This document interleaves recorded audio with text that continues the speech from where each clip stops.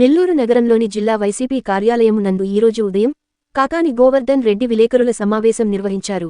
దీని ముఖ్య ఉద్దేశం ఇసుక అక్రమ దోపిడీ జరుగుతూ ఉంది అని, అడ్డుకునే వారిపై హత్యాప్రయత్నం కూడా చేయడానికి వెనుకాడటం లేదని పలు అంశాల గురించి చర్చించడం జరిగింది. ఉచిత ఇసుక పంపిణీ చేస్తాం, ఎక్కడ ఎవరికి కూడా వినియోగదారులకి ఇబ్బంది లేకుండా చర్యలు తీసుకుంటామని చెప్పి ఎన్నికలకు ముందు చెప్పడం జరిగింది. ఎన్నికలు ముగిసిన తర్వాత, తెలుగుదేశం ప్రభుత్వం ఏర్పడిన తర్వాత ముఖ్యమంత్రి గారు చంద్రబాబు నాయుడు గారు పదే పదే దాని గురించి వెలివేయడం జరిగింది. ఈరోజు తెలుగుదేశం ప్రభుత్వంలో ఉచిత ఇసుక పరిస్థితి ఏ విధంగా తయారైంది అంటే,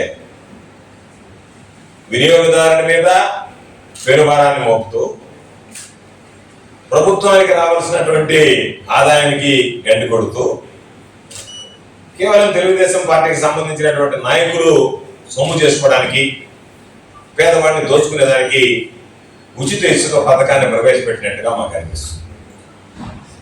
ఎందుకంటే ఈరోజు ఇసుక పాలసీ వస్తుంది, రీచ్ల నుంచి ఏ విధంగా ఇసుక తరలించాలనేటువంటి దాని మీద నిర్ణయం తీసుకుంటామని చెప్పి ప్రభుత్వం పదే పదే ప్రకటిస్తున్నటువంటి నేపథ్యంలో ఇసుక రీచ్ల్లో ఇసుకని స్థానికంగా ఉండేటువంటి నాయకులు కొల్లగొట్టేటువంటి పరిస్థితి.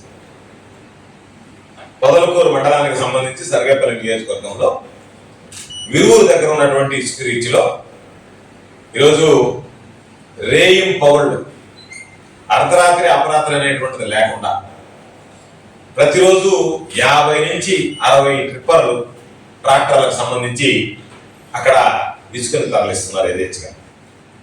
రాత్రి గ్రామస్తులు వెళ్ళి అయ్యా ఈ విధంగా ఇసుకని తరలిస్తున్నారు కాబట్టి ఎన్నిసార్లు చెప్పినా సరే వినడం లేదు, నేను నేరుగా గ్రామస్తులే వెళ్ళి రాత్రి ఆ ఇసుక ట్రాక్టర్ను అడ్డగించినటువంటి పరిస్థితి. సంగం బ్యారేజ్ దగ్గర ఉన్నటువంటి విరువురు ఇసుక రీచ్లో రాత్రి 10 గంటల 15 నిమిషాలు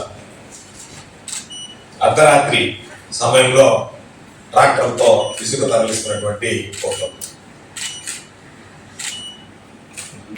పొందామనేటువంటి ఆలోచనతో ఈరోజు ఆ ఇసుకని ఈరోజు కొనుగోలు చేసేటువంటి పరిస్థితి ఏర్పడింది. ఈరోజు రాత్రి జరిగినటువంటి సంఘటన తెలిస్తే నేరుగా ఆ ట్రాక్టర్ అక్కడ లోడ్ చేస్తూ ఉంటే వెళ్ళి అడ్డుకోవడానికి వెళితే నేరుగా ఆ ట్రాక్టర్లను ఆ వ్యక్తుల మీదకి పంపించినటువంటి పరిస్థితి. అడ్డగిస్తే కొన్ని మంది ట్రాక్టర్ తీసుకుని వెళ్ళిపోయారు, కొంతమంది లోడ్ ట్రాక్టర్లు తీసుకుని వెళ్ళలేక ఒక ఇంజిన్ వరకు తీసుకువెళ్ళి ఆ ట్రాక్టర్ ట్రిప్పర్లని, ఆ ట్రాక్టర్ ట్రక్కుల్ని వదిలేసి వెళ్ళిపోయారు. అవి కనుక ఈ ట్రక్కులు కనుక వెళ్ళిపోయి ఉంటే బలవంతంగా రాత్రి వీటిల్ని తీసుకెళ్ళిపోయిండేవాడు. వీటిల్ని అడ్డుకున్న తర్వాత తీసుకుని వెళ్ళలేక వాళ్ళు అక్కడ గొడవ చేసేటప్పటికి బలవంతంగా వాళ్ళని దొక్కించుకుంటూ పోవడానికి సిద్ధపడి కొన్ని ట్రాక్టర్లు వెళ్ళిపోయాయి.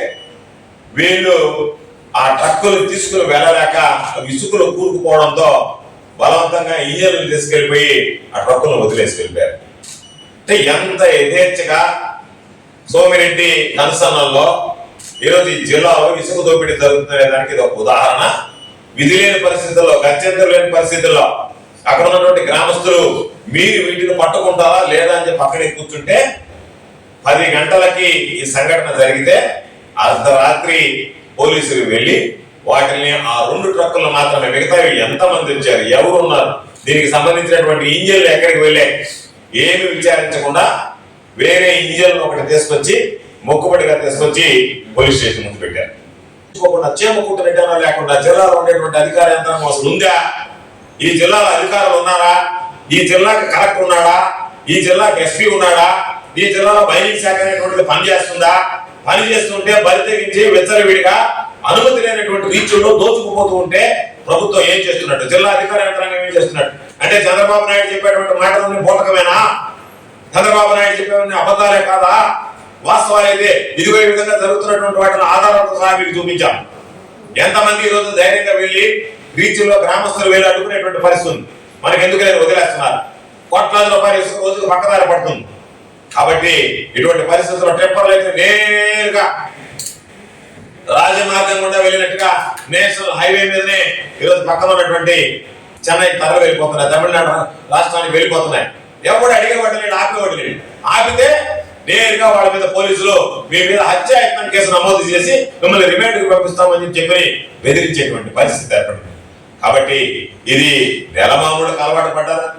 ఒక చిన్న రీచ్లోనే ఒక శాసనసభ్యుడిగా ఉన్నటువంటి వ్యక్తి వాళ్ళ కొడుకు ఇద్దరు కలిసి లావాదేవీలు మాట్లాడుకొని ఆ రీచ్లో మాకు నెలకు 18 లక్షలు ఇవ్వండి అంటే అక్కడ ఉన్న స్థానిక నాయకులు ఏ విధంగా దోపిడీకి పాల్పడతారు?